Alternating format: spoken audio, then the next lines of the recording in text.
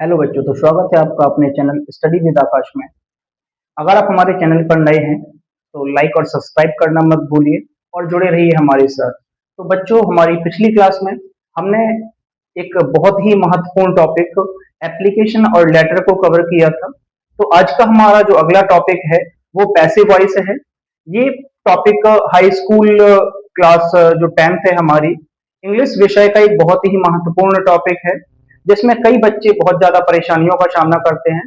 तो जिस तरह से हमारी पिछली क्लास में हमने आपको बहुत ही अच्छी तरीके से समझाया था, आज भी हम आपको एक बहुत ही अच्छा मेथड बताएंगे जिससे आप किसी भी पैसिव वॉइस को बहुत ज्यादा आसानी से चुटकियों में हल कर सकते हैं।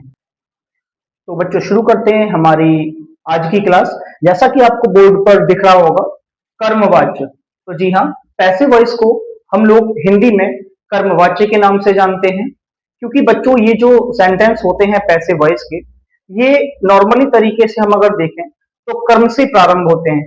इसीलिए हम इन पैसिव वॉइस को हिंदी में कर्मवाच्य के नाम से जानते हैं। आपने अलग अलग किताबों में पैसिव वॉइस के लिए कई सारे फॉर्मूले देखे होंगे जिनका प्रयोग करके हम अलग अलग टेंसों को कंप्लीट करते हैं। लेकिन आज की क्लास में मैं आपको एक ऐसे बेसिक फॉर्मूले के बारे में बताऊंगा जो जिसका प्रयोग करके आप एक ही फॉर्मूले से किसी भी पैसिव वॉइस को बहुत ही आसानी से सॉल्व कर सकते हैं। तो बच्चों, जिस बेसिक फॉर्मूले की हमने बात की थी, आपको बोर्ड पर नजर आ रहा होगा हमारा बेसिक फॉर्मूला। सबसे पहले हम किसी भी पैसिव वॉइस की शुरुआत करने के लिए इस बात को बहुत अच्छे से समझते हैं कि हम उसको किस तरह से चेंज करेंगे। तो सबसे पहले, जैसा कि हमने आपको बताया कि हमारा जो पैसिव वॉइस है उसको हिंदी में कर्मवाच्य के नाम से जाना जाता है। तो सबसे पहले हमारा जो बेसिक फॉर्मूला है उसमें हम सबसे पहले कर्म से ही शुरुआत करेंगे। सबसे पहले हम ऑब्जेक्ट लगाएंगे, इसके बाद हमारी जो हेल्पिंग वर्ब है, हम जिस भी सेंटेंस को चेंज कर रहे हैं उसका हेल्पिंग वर्ब, इसके बाद हमारी जो मेन वर्ब की थर्ड फॉर्म है हम उसका प्रयोग करते हैं, और इसके बाद बाई, और सबसे बाद में हमारा जो कर्ता होता है यानी कि हमारा सब्जेक्ट, हम उसको लगाते हैं। मैंने यहाँ पर आपकी सहायता के लिए हिंदी में भी मेंशन किया हुआ है।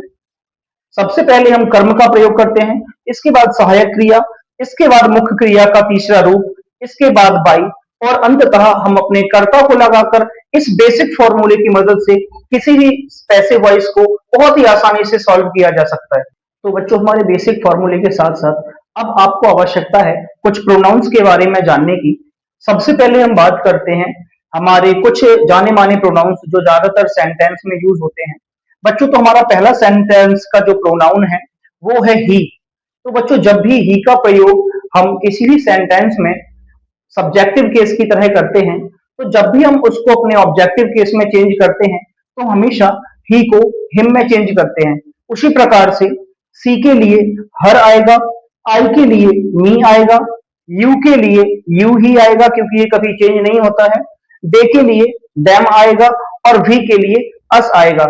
और इसी प्रकार से हम बाकी के अपने जो प्रोनाउंस हैं उसको बहुत ही ठीक प्रकार से चेंज कर सकते हैं। फिलहाल के लिए आपको केवल ये 6 प्रोनाउंस याद करने हैं, क्योंकि ये ज्यादातर पेपर में, ज्यादातर आपके जो सेंटेंस हैं उनमें यही सारे प्रोनाउंस यूज किए जाते हैं। तो बच्चों, हमारे इंपॉर्टेंट प्रोनाउंस के बाद अब हमें जरूरत है अगले स्टेज में जाने के लिए कुछ जरूरी हेल्पिंग वर्ब्स की। तो जैसा कि आपको बोर्ड पर दिख रहा होगा, सम इंपॉर्टेंट हेल्पिंग वर्ब्स। इस मेथड में हम बात करेंगे हमारे इंपॉर्टेंट हेल्पिंग वर्ब्स के बारे में। जैसा कि आपको बेसिक नॉलेज होगा कि हर एक टेंस में, हर एक सेंटेंस में जो कि अलग अलग समय से जुड़ा हुआ होता है, उसमें हम कई तरह की हेल्पिंग वर्ब्स का यूज करते हैं। ठीक उसी प्रकार से जब भी हम अपने पैसिव वॉइस को चेंज करेंगे तब हम दिए गई पैसिव वॉइस को चेंज करेंगे। मान लीजिए अगर आपका दिया हुआ एक्टिव वॉइस का टेंस प्रेजेंट इंडेफिनिट टेंस में है, तब हम उसको पैसिव वॉइस में चेंज करने के लिए हेल्पिंग वर्ब के तौर पर इज, एम और आर का प्रयोग करेंगे। जी हाँ, आप बिल्कुल सही समझ रहे हैं। अब आप सोच रहे होंगे कि इज, एम और आर का प्रयोग तो हम प्रेजेंट कॉन्टिन्यूअस टेंस में किया करते थे। तो बच्चों, यहां पर हम अपने प्रेजेंट इंडेफिनिट को पैसिव वॉइस में चेंज कर रहे हैं। और ये आइडिया मैं आपको बताना चाहता हूं कि जब भी हम किसी पैसिव वॉइस को चेंज करते हैं, किसी भी टेंस को चेंज करते हैं, तो हम उसे एक अगले स्टेप में ले जाएंगे। जिस प्रकार से मैं आपको समझाने का प्रयास करता हूं, अगर हमारा टेंस प्रेजेंट इंडेफिनिट में दिया जाएगा तब हम उसको चेंज करने के लिए प्रेजेंट कॉन्टिन्यूअस के हेल्पिंग वर्ब का प्रयोग करेंगे।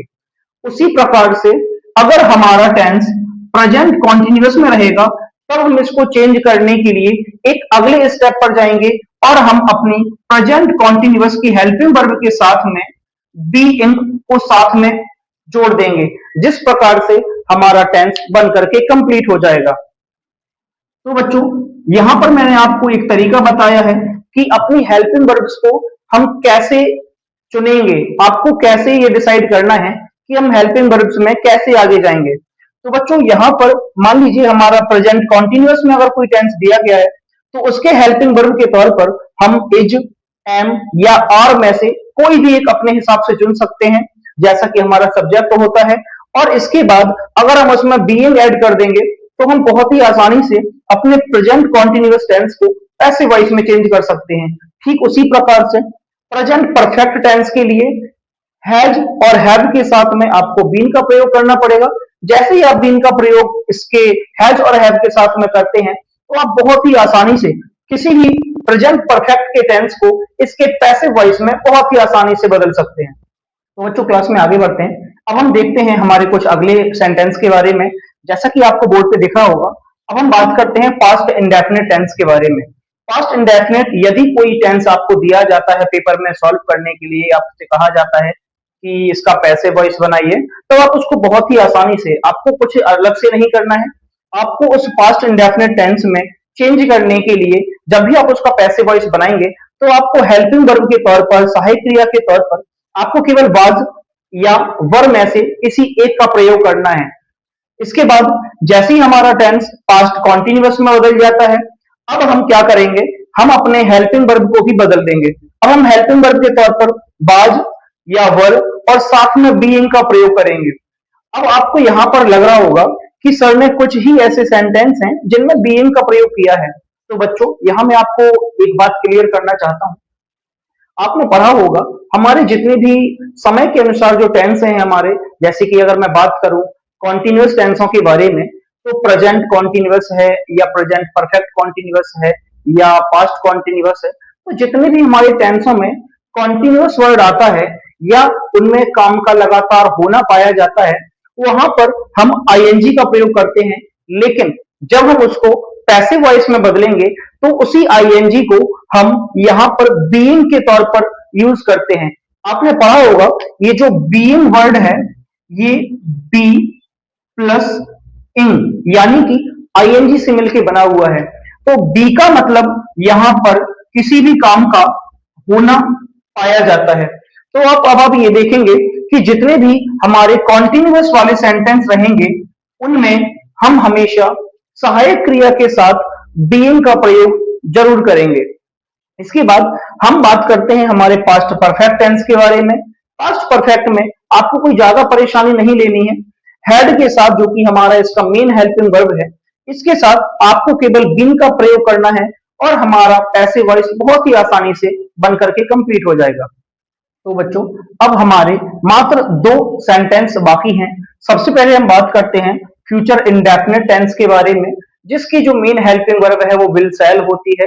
और आपको ये बहुत अच्छे से पता होगा कि फ्यूचर कॉन्टिन्यूअस में हम जो हेल्पिंग वर्ब यूज करते हैं वो विल बी और शैल भी यूज करते हैं। ठीक उसी प्रकार से, जैसा कि मैंने आपको पहले ही बताया जा चुका है कि हम अपने पैसिव वॉइस को चेंज करने के लिए एक स्टेप आगे ले जाते हैं। तो यहां पर हम अपने फ्यूचर इंडेफिनिट की जो बेसिक हेल्पिंग वर्ब और विल और शैल हैं, इनके साथ में हम बी का प्रयोग करेंगे तो हमारा बहुत ही आसानी से फ्यूचर इंडेफिनिट के पैसिव वॉइस को बदला जा सकता है। ठीक उसी प्रकार से अगर हम बात करें फ्यूचर परफेक्ट के बारे में, तो फ्यूचर परफेक्ट की बेसिक वर्ब जो कि हमारी विल हैव और शैल हैव होती है, उसके साथ में यदि हम बीन का प्रयोग करेंगे तो हम अपने फ्यूचर परफेक्ट के सेंटेंसों को पैसिव वॉइस में बहुत ही आसानी से बदल सकते हैं। तो बच्चों, अब समय आ गया है हमारी की हुई तैयारी को दोहराने का। जैसा कि आपको बोर्ड पर दिख रहा है, now it's time for revision. तो हमने अभी तक जो भी बेसिक इंफॉर्मेशन प्राप्त की है, अब हम उसको अपने रियल लाइफ एग्जांपल्स के साथ मीटअप करने का प्रयास करते हैं और ये देखते हैं कि हमने अभी तक जो सीखा है क्या वाकई में ये हमारे काम आ रहा है। तो सबसे पहले, जैसा कि आपको बोर्ड पर दिख रहा होगा, एक एग्जाम्पल लिखा हुआ है, ही ईट्स एन एप्पल। इसका मतलब है वह है एक सेब खाता है। अब अगर आपसे इस सेंटेंस को पैसिव वॉइस में पूछने के लिए कहा जाए, तब हम क्या करेंगे? आपको दिख रहा होगा जैसा कि हमारा बेसिक फॉर्मूला है कि सबसे पहले हम ऑब्जेक्ट का प्रयोग करेंगे। तो बच्चों, यहां पर यदि मैं आपसे पूछूं कि इस पूरे सेंटेंस में ऑब्जेक्ट कौन है, तो दिमाग लगाइए और सोचिए। जी हाँ, बिल्कुल सही। हमारा जो ऑब्जेक्ट है वो है एन एप्पल। जी नहीं, हम केवल एप्पल को अकेले ऑब्जेक्ट नहीं मानेंगे। हम ये देखेंगे कि एप्पल के साथ में अगर कोई नंबर दिया गया है कि कितने एप्पल्स हैं या क्या है या क्या नहीं है, तो जैसे कि आपको दिख रहे हैं, आपको यहाँ पर दिख रहा होगा एन एप्पल, तो बिल्कुल सही, हम एन एप्पल को ऑब्जेक्ट के तौर पर यहाँ पर प्रयोग करेंगे। तो एन एप्पल लिखने के बाद अब हम देखेंगे कि हमारा ये वाला जो पार्ट है बेसिक फॉर्मूले का, ये कंप्लीट हो चुका है। अब इसके बाद हम आते हैं हेल्पिंग वर्ब पर। तो दोस्तों, मेरे बच्चों, अब आपको ये देखना है कि जो हेल्पिंग वर्ब है जिसका प्रयोग हम यहाँ पर करने वाले हैं, तो ये कौन से टेंस के लिए आएगा। तो सबसे पहले आप ये देखिए, ये जो हमारा मेन वर्ब है, मेन वर्ब में साथ में यहाँ पर एस आया है। और एस, सोचिए सोचिए कौन से सेंटेंस में एस का प्रयोग होता है। जी हाँ, बिल्कुल सही। हमारा जब भी हम एक वचनकर्ता के साथ एस का प्रयोग करते हैं, तो ये सेंटेंस हमारे प्रेजेंट इंडेफिनिट के अंतर्गत आता है। बिल्कुल सही बच्चों। तो प्रेजेंट इंडेफिनिट की पैसिव वॉइस के लिए जो मैंने आपको हेल्पिंग वर्ब बताई थी, उनमें से हम अपने एक हेल्पिंग वर्ब का प्रयोग करेंगे। तो जैसा कि आपको यहाँ पर दिख रहा होगा, यहाँ पर हमारा जो ऑब्जेक्ट है ये सिंगुलर पर्सन में है, यानी कि एक वचन में है। तो हम यहाँ पर हेल्पिंग वर्ब के तौर पर इज का प्रयोग करेंगे। अब इसके बाद हमारा हेल्पिंग वर्ब वाला काम पूरी तरह से कंप्लीट होने के बाद अब हम यहाँ पर मेन वर्ब की थर्ड फॉर्म लगाने का प्रयास करेंगे। तो बच्चों, इसके लिए सबसे पहले आपको ये जानना आवश्यक है कि हमारा वर्ब कौन सा है। तो बच्चों, वर्ब का तो मतलब ही होता है किसी काम को करना या किसी काम का होना। अब आप देखेंगे कि यहाँ पर हमारा जो काम है वो है खाने का। ईट मतलब खाना, तो यहाँ पर हमारा जो काम है वो खाने का है। अब आप जरा दिमाग लगाइए और सोचिए कि ये जो ईट है, इसको जब हम थर्ड फॉर्म में चेंज करेंगे तो क्या आएगा। जी हाँ, बिल्कुल सही। ईट की जो थर्ड फॉर्म होती है वो होती है ईटन। अब यहाँ पर ऑलमोस्ट हमारा पैसिव वॉइस बन करके कंप्लीट हो चुका है। इसके बाद अब हम बात करते हैं हमारे आगे वाले स्टेप की। अब आप ये देखेंगे, हमारे बेसिक फॉर्मूले में हमने मेन वर्ब की थर्ड फॉर्म का प्रयोग कर लिया है। अब इसके बाद आपको बाई लिखा हुआ दिख रहा होगा, तो जी हाँ दोस्तों, अब हम यहाँ पर ईटन के बाद बाई का प्रयोग करेंगे और जैसे ही हम अपना सब्जेक्ट लगाएंगे तो हमारा पैसिव वॉइस बनकर के कंप्लीट हो जाएगा। अब हम पूरे सेंटेंस में ये ढूंढेंगे कि हमारा जो सब्जेक्ट है वो कौन है। बिल्कुल सही। तो हमारा जो सब्जेक्ट है वो है ही। तो जैसा कि मैंने आपको कुछ प्रोनाउंस को चेंज करते समय ये बताया था कि जब भी सब्जेक्टिव केस के तौर पर ही का प्रयोग होता है, तो हम जब भी उसको एज अ ऑब्जेक्ट यूज करते हैं तो ही को हिम के तौर पर यूज किया जाता है। और अगर हम इस तरह से अपने सेंटेंस को बनाएंगे तो कुछ ही मिनटों में, कुछ ही सेकंडों में हमारा जो पैसिव वॉइस है वो बन के कंप्लीट हो जाएगा। उम्मीद है कि ये बेसिक फॉर्मूला आपको बहुत ज्यादा मददगार हो रहा होगा पैसिव वॉइस को कंप्लीट करने में। चलिए अब हम अपने दूसरे एग्जांपल से इसके आगे की बातों को समझते हैं। अब यहाँ पर आपको एक एग्जांपल दिख रहा है, Gopal place the cricket daily. अब आप ये देखेंगे कि यहां तक हमारा जो सेंटेंस था ऊपर वाले में, पहले नंबर वाले में, आपको दिख रहा होगा कि यहाँ पे कुछ ही बेसिक चीजें थी जिनको हमने बहुत आसानी से पैसिव वॉइस में चेंज कर दिया था। लेकिन हमारा जो दूसरा सेंटेंस है उसमें आपको कुछ एक्स्ट्रा वर्ड्स दिख रहे होंगे, जैसे कि डेली। तो किसी भी सेंटेंस में जो वर्ड्स एक्स्ट्रा के तौर पर दिए जाते हैं, हम लोग उनको एक्सेट्रा या ईटीसी के अंतर्गत रखते हैं, जिनका प्रयोग हम सबसे बाद में करते हैं। तो चलिए अब हम अपने इस पैसिव वॉइस को बनाने का प्रयास करते हैं। तो जैसा कि आपको हमारे बेसिक फॉर्मूले में पहले से ही पता है कि सबसे पहले हम ऑब्जेक्ट का प्रयोग करेंगे। अब हम यहाँ पर आपसे ही पूछेंगे कि हमारा जो ऑब्जेक्ट है वो कौन है। सोचिए, लगाइए दिमाग। बिल्कुल सही बच्चों, हमारा जो ऑब्जेक्ट है वो है द क्रिकेट, क्योंकि हम अगर टेंस से पूछेंगे कि Gopal plays the cricket daily, मतलब गोपाल रोज क्रिकेट खेलता है। अगर हम इससे पूछेंगे कि गोपाल रोज क्या खेलता है, तो बिल्कुल जी हाँ निकल के आएगा द क्रिकेट। इसका मतलब है कि हमारा जो ऑब्जेक्ट है वो रहेगा द क्रिकेट। इसके बाद अब क्रिकेट वाला जो पार्ट है यानी कि हमारा जो ऑब्जेक्ट वाला पार्ट है वो कंप्लीट हो चुका है। इसके बाद जैसा कि हमारा बेसिक फॉर्मूला कहता है, अब हमें हेल्पिंग वर्ब का प्रयोग करना है। अब आप यहां पर देखेंगे दोबारा से, क्योंकि हमारे हेल्पिंग वर्ब में यहां पर इज का प्रयोग होगा, क्योंकि हमारा जो करता है यानी कि हमारा जो ऑब्जेक्ट है वो यहां पर एक सिंगुलर फॉर्म में है, तो यहां पर हम इज का प्रयोग करेंगे अपनी सहायक क्रिया के तौर पर, अपनी हेल्पिंग वर्ब के तौर पर। इसके बाद अब हमारा जो मेन वर्ब आएगा, अब हम दिमाग लगा सकते हैं, जैसा कि मैं आपको अभी बता चुका हूं कि कोई भी जो मेन वर्ब होता है वो उसमें सेंटेंस में होने वाले काम को प्रदर्शित करता है। तो बिल्कुल सही, अब हम यहाँ पर प्ले का थर्ड फॉर्म लगाने का प्रयास करेंगे। तो लगाइए दिमाग, प्ले का जो थर्ड फॉर्म है वो आप मुझे भी बता सकते हैं। बिल्कुल सही, तो प्ले का जो थर्ड फॉर्म होता है वो होता है प्लेड। अब यहां पर हमारा पार्ट ऑलमोस्ट कंप्लीट हो चुका है। इसके बाद हम दोबारा से बाई का प्रयोग करेंगे। अब हम अपने सब्जेक्ट को जब ऑब्जेक्टिव केस में चेंज करेंगे, अब आप यहां देखेंगे कि इस बार हमारा जो सब्जेक्ट है ये एक प्रोनाउन ना होकर एक नाउन के तौर पर दिया गया है। तो बच्चों यहां पर मैं आपको बता दूं कि हमारे जो नाउन वर्ड्स होते हैं ये ज्यों के त्यों सब्जेक्टिव केस से ऑब्जेक्टिव केस में ट्रांसफर कर दिए जाते हैं। तो यहां पर हम बाई के बाद गोपाल। अब हम बात करते हैं कुछ और एग्जांपल्स की, जैसा कि आपको हमारा एक एग्जांपल और दिख रहा होगा, she will write a letter on Sunday. यहां पर हम देखेंगे कि हमारा जो टेंस है उसमें जो हेल्पिंग वर्ब है वो विल का प्रयोग हुआ है।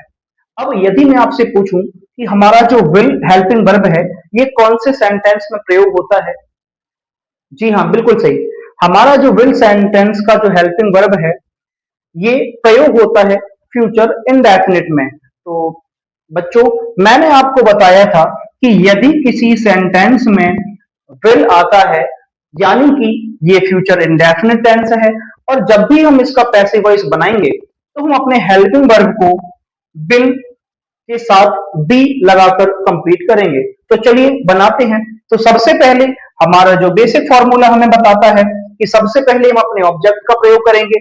अब हम इससे पूछेंगे सेंटेंस से, she will write a letter on Sunday, वह संडे को एक पत्र लिखता है। अब हम अगर इससे पूछें कि वह संडे को क्या लिखता है, बिल्कुल सही, अ लेटर। तो हमारा जो ऑब्जेक्ट है ये बाहर निकल के आता है अ लेटर, बिल्कुल सही। अब आप ये देखेंगे कि हमारा जो ए लेटर है ये एक सिंगुलर पर्सन में है, इसका मतलब बिल्कुल हाँ सही। अब हम प्रयोग करेंगे हमारे हेल्पिंग वर्ब का विल और साथ में बी का, a letter will be, helping verb complete. अब टाइम है मेन वर्ब का। तो बताइए किस चीज का काम हो रहा है, बिल्कुल सही बच्चों, यहां पे काम हो रहा है राइट करने का यानी लिखने का। अब राइट की जो थर्ड फॉर्म होती है वो होती है रिटन। तो हमारा सेंटेंस आगे बढ़ता है, हमने अभी तक लिखा हुआ है लेटर विल बी रिटन। अब हम ये देखेंगे कि जो हमारा लेटर है वो किसके द्वारा लिखा जा रहा है, यानी बाई के बाद हम कौन से शब्द का प्रयोग करेंगे। अब आप ये देखेंगे हमारा जो सब्जेक्ट है वो है सी। तो जैसा कि मैं आपको पहले बता चुका हूं कि हम हमेशा अपने प्रोनाउंस को सब्जेक्ट से ऑब्जेक्टिव केस में लाने के लिए बाई के बाद प्रयोग करते हैं, और यानी कि सी है तो हम यहां पर प्रयोग करेंगे हर का। यहां पर हमारा सेंटेंस ऑलमोस्ट खत्म हो चुका है। अब बाकी का जो एक्स्ट्रा वाला पार्ट है यानी कि ऑन संडे, तो हम यहां पर ऑन संडे लिखेंगे और इस तरह से हमारा पैसिव वॉइस बनके कंप्लीट हो जाएगा। आई होप आपको ये बात बहुत अच्छे से समझ में आ रही होगी। तो बच्चों हम बात करते हैं हमारे अगले एग्जाम्पल की, और ये जो मैं आपको एग्जाम्पल बता रहा हूं ये पिछले कई बार बोर्ड एग्जाम्स में आपसे पूछा जा चुका है। तो चलिए हम शुरू करते हैं हमारा अगला एग्जाम्पल। अब यहाँ पर आपको दिख रहा होगा कि हमारा ये जो टेंस है यहाँ पर हम अपने मेन वर्ब को देख के ही पता लगा लेंगे कि हमारा जो ये सेंटेंस है, क्योंकि यहाँ पर सेकंड फॉर्म का प्रयोग हुआ है, इसका मतलब है कि हमारा ये जो सेंटेंस है ये पास्ट इंडेफिनिट से रिलेटेड है। तो जैसा कि हम पहले बात कर चुके हैं कि पास्ट इंडेफिनिट का जब भी हम पैसिव में कन्वर्ट करते हैं तो यहाँ पर हम वाज या वर का प्रयोग करते हैं। तो चलिए देखते हैं, हम जैसे ही हमारे इस सेंटेंस को चेंज करेंगे पैसिव वॉइस में, तो सबसे पहले हमारा जो ऑब्जेक्ट है यानी कि द नेशनल एंथम, इसका प्रयोग करते हैं। तो बच्चों सबसे पहले हम लिखेंगे द नेशनल एंथम। अब यहां पर आप देखेंगे कि जो हमारा नेशनल एंथम है ये एक सिंगुलर फॉर्म में है, यानी कि हम वाज और वर में से केवल वाज का प्रयोग करेंगे। तो हम यहाँ पर अपनी हेल्पिंग वर्ब के तौर पर वाज का प्रयोग करेंगे। इसके बाद हमारा जो मेन वर्ब वाला पोर्शन है ये अभी बचता है। अब आप ये देखेंगे कि यहाँ पर हमने सेकंड फॉर्म का यूज किया है, लेकिन आपको ये पता है हमारा बेसिक फॉर्मूला भी हमें बताता है कि हम किसी भी पैसिव वॉइस में हमेशा वर्ब के थर्ड फॉर्म का प्रयोग करते हैं। तो यहाँ पर आपको संग का थर्ड फॉर्म लगाना है, यानी कि संग का प्रयोग करना है। इसके बाद हमारा जो भी फॉर्मूला आगे बताएगा हमें, यानी कि अब हमें मेन वर्ब के बाद बाई का प्रयोग करना है। इसके बाद हमारा जो ऑब्जेक्ट था उसको अब हमने सब्जेक्ट से चेंज किया है, तो हमारा जो सब्जेक्ट है द चिल्ड्रन, अब हम इसको अपने ऑब्जेक्ट के स्थान पर लिखेंगे, यानी कि जो नेशनल एंथम है ये बच्चों के द्वारा गाया जा रहा है। तो यहाँ पर हमारा जो पैसिव वॉइस है ये वन करके कंप्लीट हो जाता है। आई होप कि इस तरह से अगर आप अपने पैसिव वॉइस को बहुत ही ज्यादा ध्यान से सरलता से बनाएंगे तो आपका कोई भी पैसिव वॉइस गलत होने की बहुत ही कम संभावना होगी। तो दोस्तों आज की हमारी क्लास यहीं खत्म होती है। इस क्लास में मैंने आपको बहुत सारे अलग अलग टेंसों का प्रयोग बहुत ही चुटकियों के साथ एक ही फॉर्मूले का प्रयोग करके बताया है कि किस तरह से हम अपने एक्टिव वॉइस को बहुत ही आसानी से पैसिव वॉइस में बदल सकते हैं। तो जुड़े रहिए हमारे साथ और ऐसे ही नई नई वीडियोस के लिए हमारे चैनल को लाइक और सब्सक्राइब कीजिए। आपकी यूपी बोर्ड 2026 की जर्नी के लिए मैं आपके साथ हमेशा आपका सहारा बनकर के आपकी सपोर्ट के लिए हमेशा यहाँ पर तैयार हूँ। तो जुड़े रहिए हमारे साथ। धन्यवाद।